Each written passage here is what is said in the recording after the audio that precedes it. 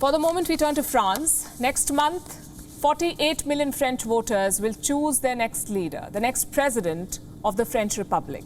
Most opinion polls show that Emmanuel Macron has the edge. He could get a second term in office.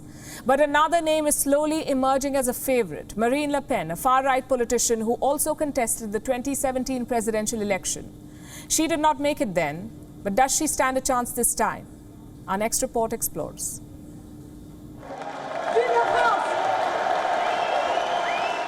Meet Marine Le Pen, also known as MLP, a lawyer, a politician and a leading candidate in the French presidential race.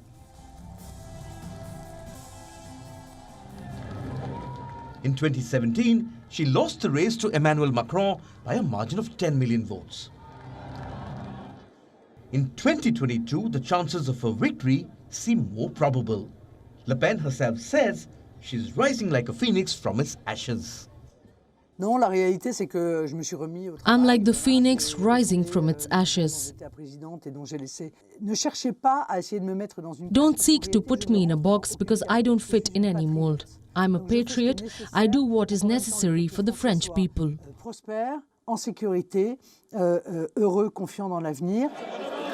For most of her life, Marine Le Pen lived under the shadow of her father, Jean-Marie Le Pen, the founder of the far-right National Front and a notorious figure in French politics, known for his racist and anti-Semitic views.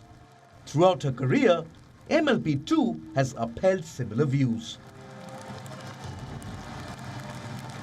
She has compared Muslims praying outside mosques to Nazi occupiers.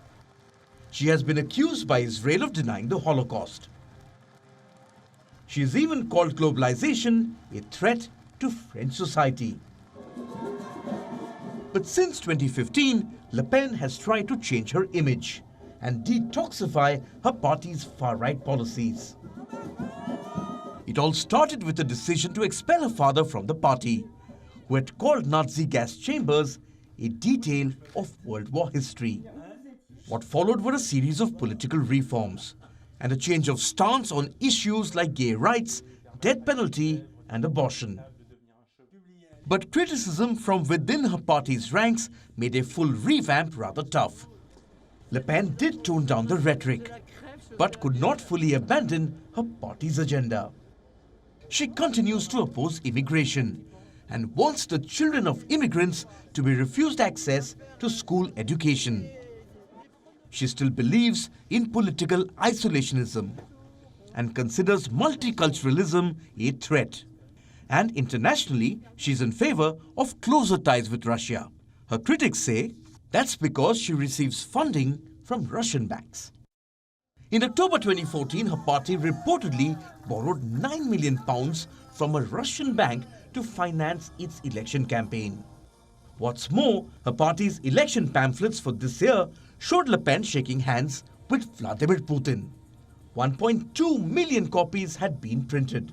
After the war in Ukraine, Le Pen ordered all the copies to be binned. But all these controversies have barely dented Le Pen's campaign. Yes, Emmanuel Macron is still riding high in opinion polls, but Le Pen is slowly closing the gap.